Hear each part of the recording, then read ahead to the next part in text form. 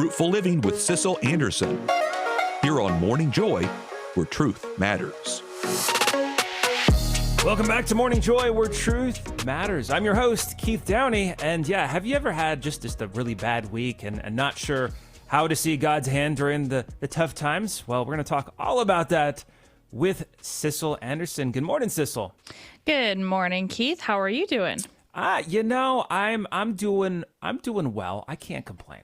That's good. I mean, as long as you're not having a Job week, then you're doing great. Not quite. Not quite. I was thinking last night, what I was going to talk about today, and my family was out having what my sister has coined as a Job week, where things just one after the other just seem to be piling up on each other. And I know this is something that I'm sure lots of people listening right now can relate to. Some might say it's just life, where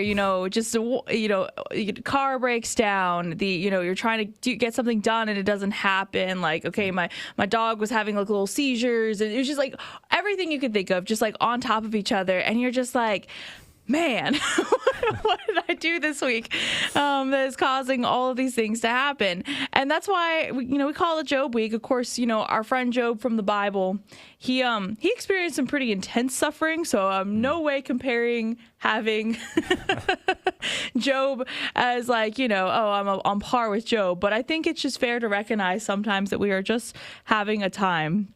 And not again, Job lost all his family, lost his job. He was very ill, a lot of suffering. And he also, on top of it, was having a lot of temptation spiritually. But we can learn a lot from our friend Job. So I don't know. How familiar are you with Job's story, Keith? I knew of it until I started listening to Bible in a Year, and that's when it really kind of expanded and opened up for me, obviously because Father Mike Schmitz was able to parse through it and talk more on it after the fact, and that really did wow, yeah. I've had moments, very snippets of things like Job, but nothing comparison all Right. at once like that. No, exactly. And we look at Job's book because obviously the first we're going to say most of the book is him lamenting.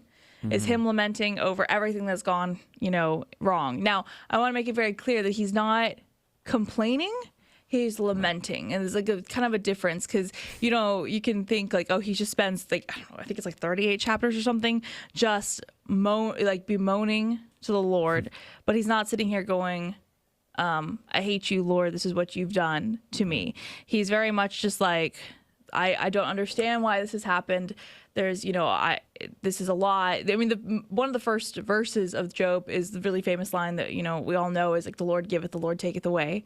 And yeah, it's really interesting because I think a lot of us, we think about Job and we think of it as okay, when I'm having a bad day, I can relate to him. But I think what's more important is that is probably the best place you can go in the Bible for encouragement when you're having a Job week, because not only is he, he's kind of the first person we could think of in the Bible really easily about how to suffer well. And I know my friend Daniel came on a few months ago to talk about redemptive suffering, but I think it's really important to not just only talk about suffering and how do we make that beautiful by offering it up, but also how are we seeing God day to day when we're having one of these weeks? And it's hard. It's really, really hard because sometimes, you just want to sit there and we want to sit there and just be really sad and just list everything that's gone wrong. And just, I admit on the last week, I definitely at one point was just laying on my bed, why? It's just happening. Just one thing after another. But there's some really beautiful things. There's one verse in particular from Job. I think it's pretty early on in Job, and it's him saying, we accept good things from God. Why can't and should we not accept evil? By the way, again, Job is dramatic. If you think you're having a bad week and you think, oh, I'm being too extra on things, he literally is just why did I not perish from the moment I was born? Why did I not just die immediately?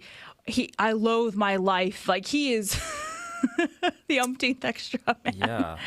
And I think it's hard because sometimes in Christian circles we can get into this thing of we can't show or be sad. You know what I mean? Do you get what I'm saying, Keith? I don't know if you've ever noticed that in your circles as well. I'm very much like an internal like I internalize probably way too much, and I don't know if it's just because I'm a man or it's just because that's just who I am. Like I don't know. Like I'm a very like internalized type of person, so it definitely helps. I've noticed if I talk and communicate instead of just hold it in, because then I just get stressed out. No, that's so true. I also am someone who like internalizes things, and I'm just like, it's fine, and then I have a breakdown, and everyone's like, oh my gosh. But yeah, that's the thing that I want to like kind of highlight, is that the Lord very much wants to walk with us in our suffering, and sometimes we don't even like take these hard things fully to prayer, because maybe it's because, okay, so like for instance, I've had some rough times this week, but it's nothing been like life shattering, it's not the end of the world sort of things, and I'm just like, it doesn't need to be like that's okay, it's not a big deal, but then I'm sitting there being sad and complaining, and God's just like, do you want to talk about that?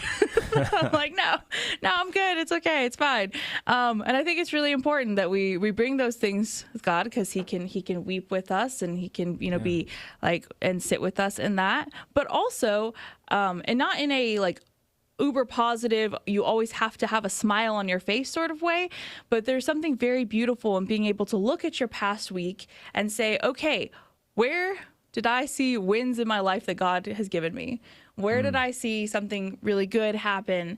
And because the thing is that even in the worst weeks, there are some beautiful things that happen. Like, okay, my car broke down, but I wasn't able to leave for work at the right time, but there was a massive accident. I was late for work, but there was a massive accident that I could have been involved with.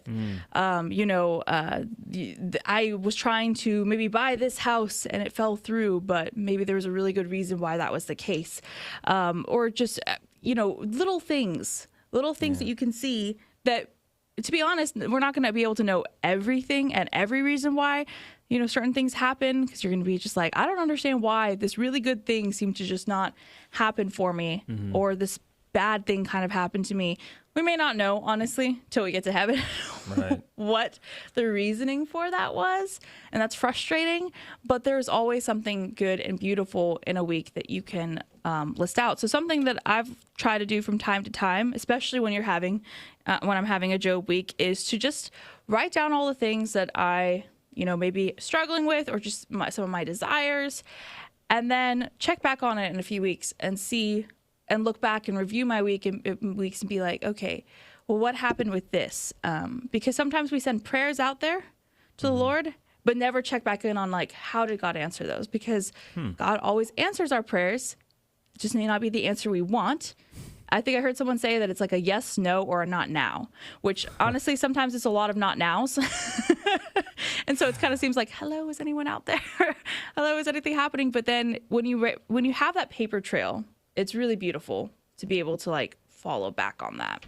I don't know if you've ever tried anything like that, Keith. We typically, when we do our evening prayers here at home, we typically like go over like, what are you thankful for today? So that way it's still fresh. And if something does something bad happens, we can always reflect upon like, okay, well, this is what good happened, as opposed to just really focusing on the bad. But I like your idea of writing it down, because there is that paper trail that I can always refer back to and be like, oh, I remember that I wrote this down like a week ago, and this prayer was answered. Granted, it might have been a no or yes, but it was answered nonetheless. Oh, yeah. And it's funny, too, because sometimes you'll be having a really hard day about one thing in particular on that day, and you write it out to the Lord, and then you check back on it maybe a week or two later, and you kind of forgot how much this affected you. Like, it's almost like maybe God's answer to prayer was that he took this, this strong desire that just seemed to be, taking over your mind. And like, this is something really, really important. And then you look at it a couple weeks later and you're like, oh, that wasn't that big of a deal, and you're like, oh, okay. I'm like, I guess that's the way the Lord answered it, is I didn't need to worry that much about it, or yeah, like you have to have a stressful conversation with a friend, or there's some relational issues you're having, and you're like, oh, this is going to be really, really bad. And then it almost is like not bad at all, so we don't even notice it, so we don't even recognize when God's working in our life, because it becomes so subtle, and you're just like, oh, he is. He's like, he was working in my life. That's why I recommend the paper trail.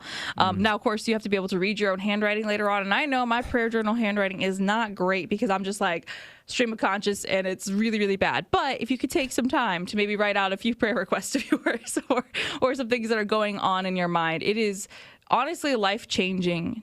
And especially for your prayer life, to actually see and be able to say, thank you, Jesus, for doing this. Thank you, Jesus, for working in this.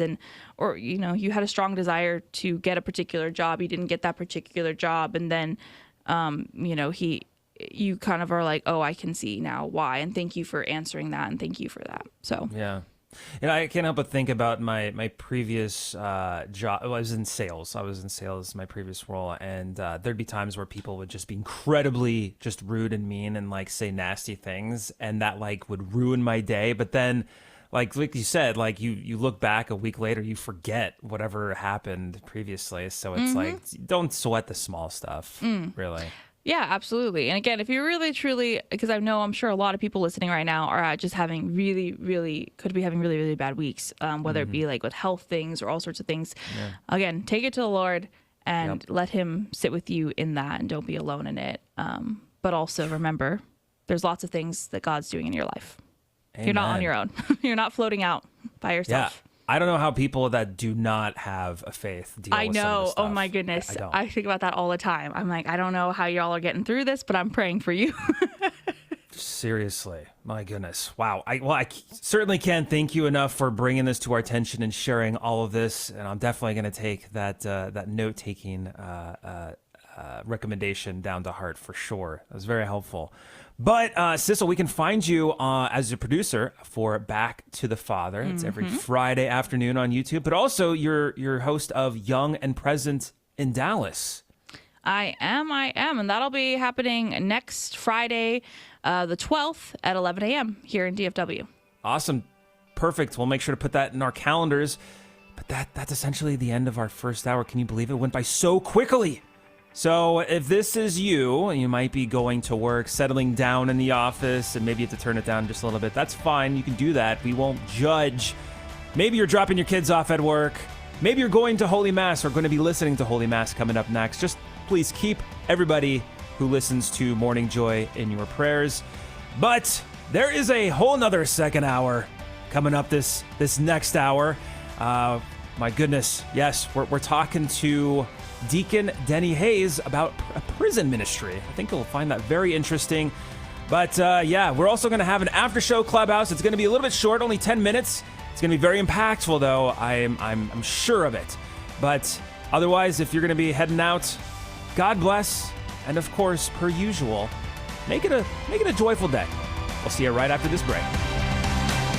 This has been Morning Joy, where truth matters, hosted by Keith Downey. Take some joy with you today. Visit grnonline.com/joy to listen again, share a segment, or answer the question of the day. That's grnonline.com/joy.